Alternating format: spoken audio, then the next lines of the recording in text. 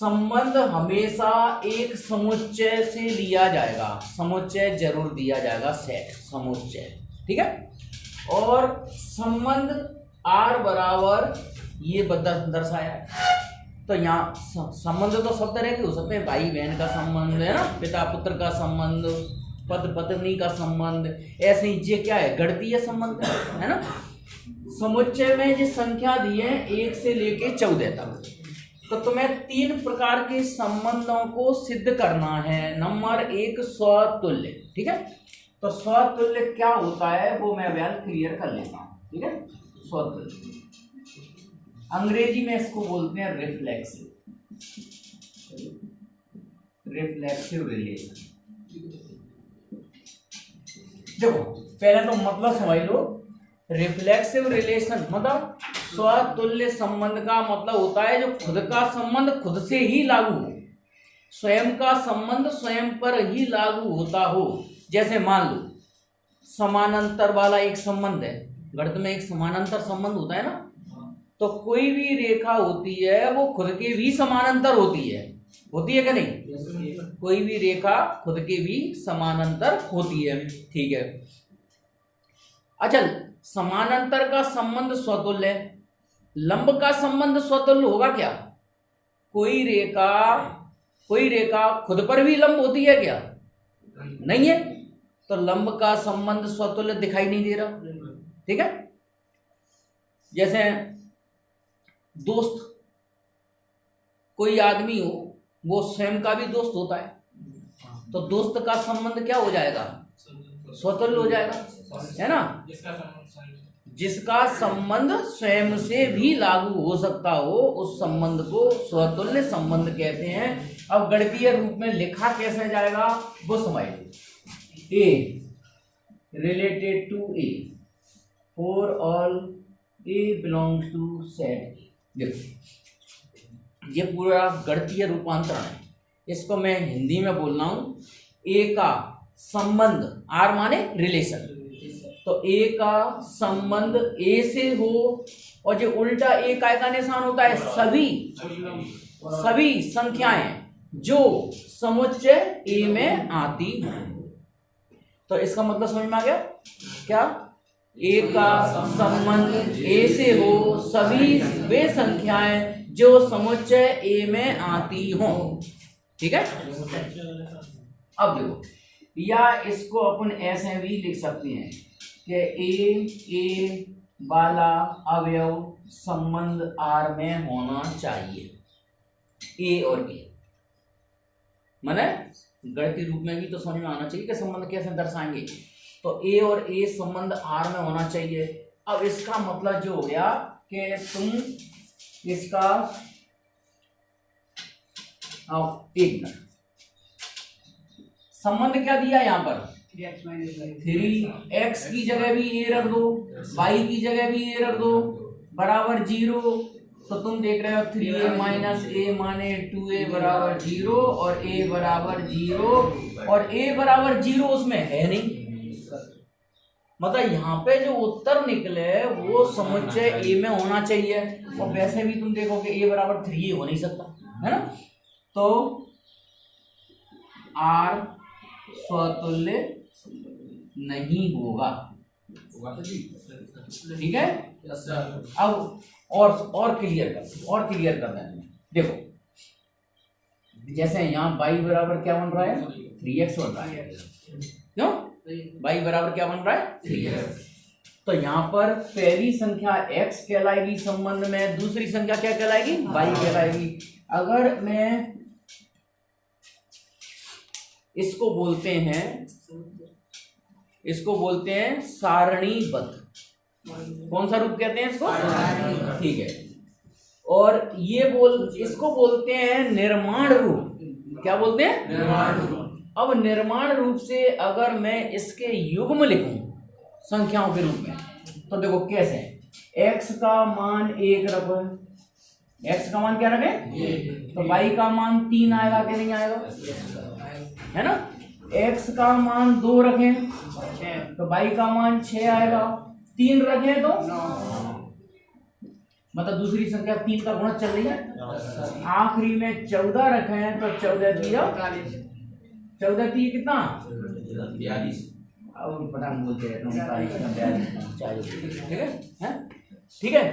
तो आर तुम देख रहे हो पूरे समुच्चय में ये क्या कहते हैं युग्म बोलते हैं। स्वतुल्य जब ही होगा जब ये दोनों संख्याएं क्या हो समान। तुम देख रहे हो पहली संख्या 1 है तो दूसरी 3 है। हाँ 1-1 होती 2-2 होती 3-3 होती 4-4 होती तो संबंध यहाँ देख के ही पता चल जाता कि स्वतुल्य है कि नहीं। और अपने सिद्ध भी कर दिया। तो सिद्ध करने का तरीका ये a, अवयव अगर R में होगा तो ये किस संबंध को लागू करना चाहिए 3x - y = 0। तो अपन ने यहाँ x की जगह भी a रख दिया, y की जगह भी a रख दिया। तो इसको हल किया तो a = 0 आ गया। तो जबकि a इसमें 0 ये a वाला अवयव काय में होना चाहिए समुच्चय में होना चाहिए तो 0 तो इसमें है नहीं तो ये संबंध स्वतुल्य नहीं है। इसका सेकंड पार्ट द्वितीय भाग सममित, अंग्रेजी में बोलते हैं इसको सिमेट्रिकल रिलेशन।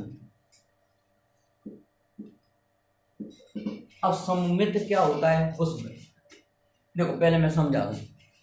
सममित संबंध होगा दो अवयवों के बीच में, दो अलग अलग अवयवों। तुमने देखा पहला संबंध स्वतुल्य बताया था एक अवयव के बीच साथ खुद से संबंध। दूसरा सममित वाला संबंध बताओगे दो लोगों के बीच में, दो चीजों के बीच में। ठीक है दो चीजों के बीच में, नहीं खुद भी हो सकता है लेकिन अब दो आ जाएंगे भाई, खुद हो सकता है खुद का भाई हो सकता है। तो सममित का मतलब ये है कि जैसे राम और लक्ष्मण, मतलब राम भाई हैं लक्ष्मण के तो लक्ष्मण भाई होंगे राम के, मतलब उल्टा सीधा एक जैसा लागू हो जाए उस संबंध को अपन बोलते हैं सममित। आगे सममित का संबंध और समझ लो। जैसे दो रेखाएं समानांतर हैं L1 और L2 तो L1 समानांतर होगा L2 के तो L2 समानांतर होगी L1 के। इस संबंध को सममित संबंध कहते हैं। ठीक है अब लिखेंगे कैसे परीक्षा में वो देखो। यहां लिखेंगे यदि A का संबंध B से है तो B का संबंध A से होना जरूरी है। वही बात आ गई ना, जैसे राम भाई हैं, आर माने संबंध, आर भाई हैं राम के, मतलब राम भाई हैं लक्ष्मण के तो लक्ष्मण भाई होंगे राम के। ठीक है 4 जी काय का निशान है, अंग्रेजी में फोर ऑल बोलते हैं और सभी संख्याओं के लिए, सभी संख्याओं के लिए। ठीक है सभी संख्याओं के लिए जो समुच्चय A में आती हो। ठीक है हर सवाल में तुम्हें समुच्चय दिया जाएगा और एक संबंध दिया जाएगा। ठीक है अवयव लिए जाते हैं समुच्चय से, संबंध लिया जाता है इस R से। ओके हाँ इसको अपन ऐसे भी लिख सकते हैं कि A, B अगर संबंध R में है, A, B अगर संबंध R में है तो हर हालत में B, A संबंध R में होगा, होना ही चाहिए तभी वो संबंध सम्मित होगा नहीं तो नहीं होगा। अब अपन इस गणित के इस सवाल पे आते हैं। अब देखो यदि A, B संबंध R में है, अब देखो शुरुआत कैसे करें तो x की जगह क्या रख दो A, y की जगह क्या रख दो बराबर 0। ठीक है समीकरण नंबर 1 तथा अगर जी BA अगर मैं इसकी अदल बदल कर दूं 3B - A = 0 समीकरण नंबर 2 जी कहां से बना दिया मैंने। अगर BA संबंध R में है देखो वो तो 3A - B = 0 और सुनो ध्यान से 3A - B = 0 है पहली बात तो यह है कि अपन इस 3a माइनस बी बराबर 0 को 3b माइनस ए बराबर 0 नहीं लिख सकते, लेकिन अपन लिख के चल रहे, देखा शायद बराबर हो जाए, एक ही बात आ जाए। तो 3a माइनस बी बराबर 0 कैसे उतारा अपन है, a कॉमा बी अगर अवयव R में है तो b कॉमा ए अवयव अगर R में होगा तो इतना होना चाहिए, है ना। अब इन समीकरणों को जोड़ दो, जोड़ेंगे तो 3a माइनस ए क्या हो गया 2a और प्लस का 2b, ठीक है क्या। तो 2 का भाग लगा दो तो a प्लस बी बराबर क्या आ गया 0, तो a बराबर क्या आ गया माइनस बी। परंतु हम देख रहे हैं कि यहाँ पे समुच्चय a में कोई भी संख्या ऋणात्मक है ही नहीं, क्यों, जी क्या कह रहा है a किसके बराबर होगा माइनस बी के, तो a बी माइनस बी के तो जब हो पाएगा बराबर जब हमें ऋण की संख्या दी होती, ऋण की कोई संख्या नहीं है, क्या लिख दोगे, संबंध सम्मित नहीं है, ठीक है। अतः संबंध सम्मित नहीं है। अच्छा, ऐसे भी शो कर सकते हो। देखो असली घी तो यही है, वो उदाहरण ले लेके वो हो जाता है एक तरह से डालडा घी की जलेबी। जलेबी तो दोनों बन रही हैं, हल तो दोनों बन रहे हैं, पर अंतर क्या आ जाता है कि शुद्ध घी की जलेबी घर का घी हो बढ़िया मठा का, बाकी जलेबी खाओ तो अलग ही स्वाद आएगा, और बाहर की डालडा घी की जलेबी खाओ या रिफाइंड वगैरह की खाओ तो उसका स्वाद अलग ही आएगा। तो सुनो, ये जो सॉल्यूशन है वो है असली घी, बिल्कुल मठा का घी, घर का भैंस का सामने दूध वगैरह जमा के पूरी तरह से शुद्धता के साथ। अब एक दूसरा सॉल्यूशन भी चलता है। दूसरा सॉल्यूशन कैसा चलता है, तो मैंने बताया था अव्याल संबंध R, जी कौन सा कहलाता है, इसका निर्माण रूप। अब इसको सूचीबद्ध करें अपन क्रमित, तो 1 का संबंध किससे था 3 से, 2 का संबंध किससे था 6, 3 दूनी 6, अरे क्या मत करो ना, 6 से, 3 का 9 से, जी ऐसे। अब अपन उदाहरण लेके दर्शाएं यहाँ पे, तो क्या दर्शाएंगे कि हम देख रहे हैं कि सममित संबंध 1 3 अगर अवयव R में है, 1 और 3 वाला युग्म R में है, तो ये सममित जब होता है जब 3 और 1 संबंध R में होता। इसका उल्टा, भाई 1 का संबंध 3 से है तो 3 का संबंध 1 से होता, तो ये सममित होता है ना। और जबकि ऐसा वाला युग्म इस संबंध में आएगा नहीं, कहीं नहीं आएगा ना। इसमें x का मान 3 रखें तो y का मान तो 9 मिलेगा, x का मान 3 रखें 1 थोड़ी मिलेगा। तो अपन क्या कह देंगे, ये वाला अवयव संबंध R में नहीं है, ठीक है। तो R तो क्या लिख देंगे, अतः संबंध सम्मित नहीं होगा। तो ऐसे भी बताया जा सकता है उदाहरण लेके, लेकिन मैंने बताया ना अंतर केवल क्या है, जलेबी दोनों ही है, शुद्ध घी की और डालडा घी की, ठीक है। तो ये है शुद्ध घी का माल, ये है डालडा घी का माल। नहीं आए तो कैसे भी तो करे आप, ये तो मत करो। सुनो, संक्रामक संबंध, ट्रांजिटिव रिलेशन। अब पहला संबंध चला था एक अवयव के साथ, सम्मित वाला संबंध चला 2 अवयवों के बीच में, संक्रामक चलेगा 3 के साथ। 3 के साथ कैसे चलेगा संक्रामक, समझ लो। देखो, जैसे राम जी भाई हैं लक्ष्मण जी के, लक्ष्मण जी भाई हैं भरत जी के, तो इसका मतलब राम और भरत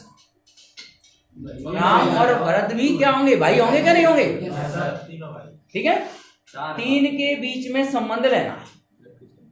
अब तो ये भाई वाला संबंध संक्रामक है ना, ठीक है। दूसरा संबंध ध्यान से सुनना, एक और बोल रहा हूं, दोस्त का संबंध ले रहा हूं मैं। जैसे अमित का दोस्त है अनिल और अनिल का दोस्त है छोटू, तो छोटू और अमित दोस्त होंगे क्या, नहीं होंगे। अब यही है बहुत बड़ी चीज छिपी है। देखो, हो भी सकते हैं, नहीं भी हो सकते हैं, क्यों, हो भी सकते हैं, नहीं भी हो सकते हैं। भाई एक का दोस्त मान लो आगरा रहता है, आगरे का है, है ना, और आगरे वाले का दोस्त कहीं और बंबई का है, तो जरूरी थोड़ी है डबरा वाले का संबंध दोस्त बंबई वाला हो। ठीक है, तो सुनो, हो भी सकता हो, नहीं भी हो सकता हो, उसे गणित में ना बोलते हैं ना। गणित में तो फिर परमानेंट चाहिए, फिक्स चाहिए कि 2 गुणा 3 माने 6 ही चाहिए। अब ये नहीं कह सकते कि यहाँ कभी कभार हो जाएगा, कभी कभार नहीं होगा। कैसे? जैसे उदाहरण के तौर पे बताएं तुम्हें, 64/16। अब हम तो जो कहेंगे साहब हम तो ऐसे काटेंगे 6 से 6, 4 आ गई और 16 चौक 64 ही होती है। अब 4 यहां तो आ गई, तो दूसरी जगह तो नहीं आएगी कि 36 6 से काटे तो 3 तो उत्तर नहीं है इसका। तो यहां चल गया और यहां नहीं चले तो गणित में उसको स्वीकार नहीं किया जाता है, संबंध को ना ही बोला जाएगा, माने नहीं माने गलत, ये संबंध नहीं हुआ। आगे समझ में? तो भाई का संबंध संक्रामक है और दोस्त का संबंध संक्रामक नहीं है, ये लिखा जाएगा। ओके, क्योंकि यहाँ तो कन्फर्म ही होना चाहिए, पक्की यूनिवर्सल यूनिक आंसर, मतलब दुनिया का एक ही आंसर हो, उसको गणित में लागू किया जाता है, उसको बोला जाता है यस, अदरवाइज नो। ठीक है, चलो अब देखो कैसे गणितीय रूपांतरण कैसे करें इसका। यहां लिखेंगे यदि ए का संबंध बी से हो, ठीक है, तथा बी का संबंध सी से हो। वही राम भाई है लक्ष्मण जी के, लक्ष्मण जी भाई है भरत जी के, तो फिर राम और भरत जी क्या होना चाहिए? भाई भाई। तो ए का संबंध अगर सी से हो, देखो ए का संबंध बी से है, बी का संबंध सी से है, तो ए का संबंध कैसे होना चाहिए? सी से। तो या हाँ और ऑल, हाँ जितने भी अवयव लिए जाएं वो समुच्चय एक के होना चाहिए। जितने भी अवयव लिए जाएं, दुनियादारी से और से मतलब नहीं है, अपन तो ये संबंध दर्शाएंगे वो समुच्चय ए के अवयवों के लिए सिद्ध करना पड़ता है। ठीक है, इसको अपन ऐसे भी लिख सकते हैं कि यदि ए और बी युग्म संबंध आर में है तथा बी और सी संबंध आर में है, तो हर हालत में ए और सी संबंध आर में होना चाहिए। ठीक है, आ गया समझ में? ए और बी माने यहां पे बी कॉमन कर दिया, कॉमन वाली चीज हट जाएगी, ए और सी काय में आ जाएगा? संबंध आर में। अब ये दो स्टेप हर सवाल में लिखना है, मतलब जो परिभाषा है संक्रामक की, जो परिभाषा है वो हर सवाल में लिखना है तुम्हें।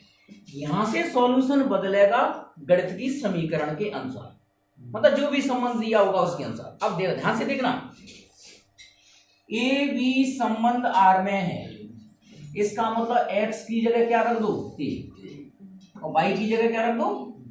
बराबर 0, समीकरण नंबर 1। ठीक है, पहला जो सिद्ध किया था सम्मित वाला, उसमें समीकरण 1 को 2 दिया, तो उसके समीकरण की काउंटिंग से कोई मतलब नहीं, वो अलग चीज हो गई। अब ये अलग चीज हो गई। ठीक है, तथा इसको कैसे लिखें? 3b माइनस सी बराबर 0, समीकरण नंबर 2। समीकरण 1 और 2 से, अब ध्यान से सुनना, अगर गणितीय रूप में सिद्ध करना है संक्रामक, तो यहाँ b का विलोपन करना पड़ेगा हर बार, b का विलोपन हो जाना चाहिए। तो समीकरण 1 में मैं 3 का गुणा कर दूं और फिर जोड़ दें इसको, तो ये कितना हो गया? 3 तरफ 9a माइनस के 3b और ये धन के 3b माइनस सी बराबर समीकरण 1 में 3 का गुणा करके समीकरण 2 के साथ जोड़ दी सकते हैं, बाद में काटेंगे। ठीक है, 3b से 3b कट गया, तो 9a माइनस सी बराबर 0। तो इसका मतलब ये हो गया कि c बराबर क्या आ गया? 9a। c बराबर 9a वाला संबंध ये है ही नहीं अपना। c बराबर कितना होता?